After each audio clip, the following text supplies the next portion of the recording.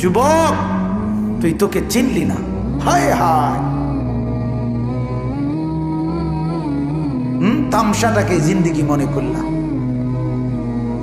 এক প্লেট বিরিয়ানি দিবে, এক প্লেট খিচুড়ি দিবে, 2টা জিলাপি দিবে, এর জন্য জিন্দিগিটা কি কামিয়াবি বানাইলা? এটা কি মনে করলা সফলতা? কিছুক্ষণ মোবাইল চালাইলা, কিছুক্ষণ মেয়ে দেখলা, ছবি দেখলা, নাটক দেখলা, নাচ দেখলা, আর কিছুক্ষণ ঘুমিয়ে রইলা, এটাকেই জিন্দিগি মনে করলা।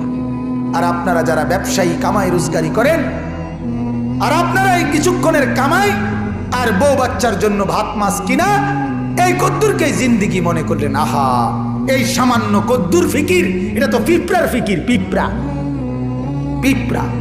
আমাদের বাংলাদেশের একজন শ্রেষ্ঠতম আলেম দ্বীন, গবেষক আলেম ডক্টর আফম খালিদ হোসেন, অনেক বড় মাপের আলেম এবং জ্ঞানী গবেষক, উনি বলছেন এক পিঁপড়া সামান্যটুকু খাবার খায়, হ্যাঁ, কিন্তু এরপরও সে জমা করে রাখে।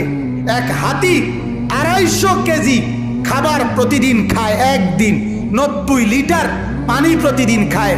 উনি বলছেন কিন্তু কোনোদিন হাতি সে পরবর্তী বেলার খাবার কান্দে করিয়া তার কাছে নিয়ে আসে না।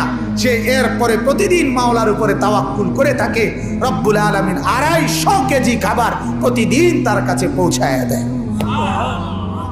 হযরত বলেন এক সাগরের তিমি এক লোকমায় যেই খাবার খায়, এক লোকমা 200 শক্ত সামর্থ্য জোয়ান যুবক গোস্ত ভাত খাইয়া একবারে যা খাবে, এই সাগরের তিমি এক লোকমায় তার চাইতে বেশি খাবার খায়।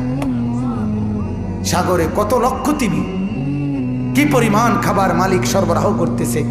তাইলে তুমি কেন এত পেরেশান হয়ে গেলা? তুমি কেন পেরেশান হয়ে গেল? ছেলেটাকেও কামে লাগাই দিলা, মেয়েটাকেও কামে লাগাই দিলা, ফুতের বউরও কামে লাগাই দিলা।